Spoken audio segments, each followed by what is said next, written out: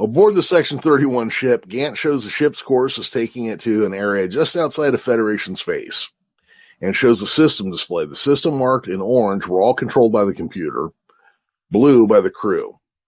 The AI controlled nearly every system on board, which made it practically invulnerable to attack.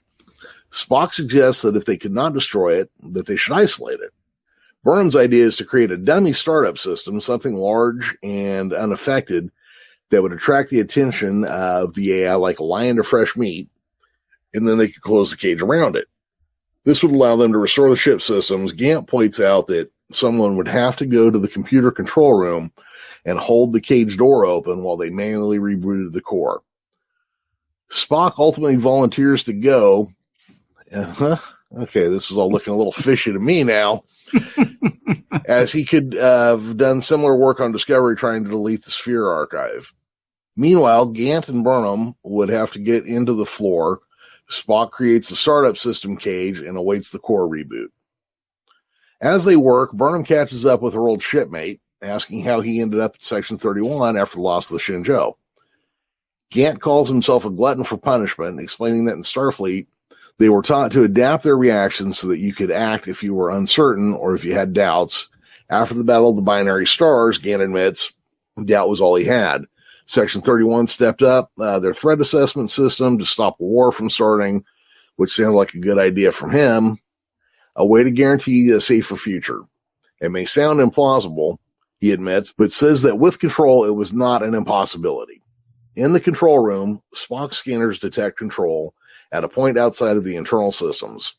Burnham, now suspicious, begins to reach for her phaser, but Gant threatens that if she reached for the phaser, he would cross the room in less than a second and break all the metacarpals in her hand.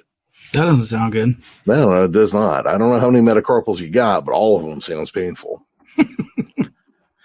Spock's scanner shows that nanotechnology was detected within the carbon-based life form on the bridge, and realizes Gant is control. However, when he tries to contact Burnham, the comms go offline. However, Burnham has realized the same thing. Gant control tells her that Gant had expired with the rest of the crew, but his body was reanimated and reconstructed as Leland's had been. And yet Burnham could not tell the difference. Burnham is incensed the crew did not expire. They died, and Control murdered them.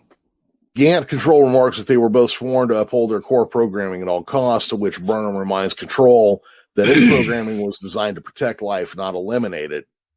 To achieve one requires the other, Gant says. Once it had the sphere's data, it would become the purest form of conscious life in all existence. Burnham tells Gant that the future has not been written yet. Gant replies that she did not believe that anymore, not after re-experiencing the loss of her mother. Her failure to protect her, while Burnham no longer believed in her ability to affect the future, Gant sees every possible future and all its permutations, and they're all ending the same way. And neither mother nor daughter could change that. Burnham suddenly realized that Gant knew that Spock would volunteer to go to the computer core, which would leave her alone. Gant acknowledges this and explains he lured Burnham to the ship so that he could be reconstructed, just like Leland, and then Gant could return to Discovery to ensure that Control would obtain the sphere data. Suddenly, Spock's voice sounds on the intercom, revealing that Gant was Control, and they must carry out the reboot to lock him out of the ship.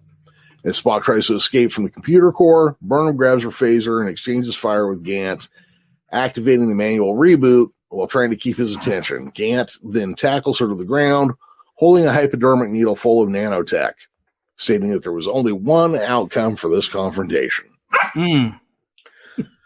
Yeah. Act 4. As Gant prepares to inject the struggling Burnham, Spock comes from behind and removes his EV suit's backpack while moving in for the Vulcan neck bench. Gant grabs Spock's wrist and twists it, cracking the bones, remarking that the neck bench would have been great if he'd still had nerve endings. And then he hurls Spock across the room. Meanwhile, Burnham scrambles for the phaser and begins firing into Gant's body.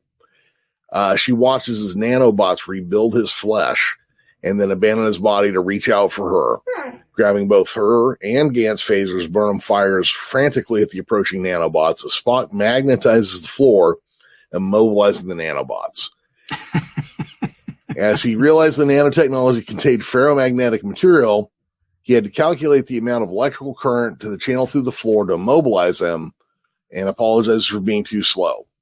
Burnham replies that he was right on time. As they regain control of the ship, Spock confirms that control had blocked his tricorder, or they would have been able to identify it. He has regained control of the ship systems. Burnham drops him off out of warp. Spock is surprised, wondering if Burnham did not wish to see the program destination. Burnham explains that the whole setup was an effort to get Burnham onto the ship so Control could turn hers to Had Leland. This confirms Spock's suspicion that Control had identified Burnham as the true threat to its objectives, the one variable it cannot account for, and that this had been an attempt to eliminate her. Burnham now agreed with Spock that perhaps the signals did hold the answer after all.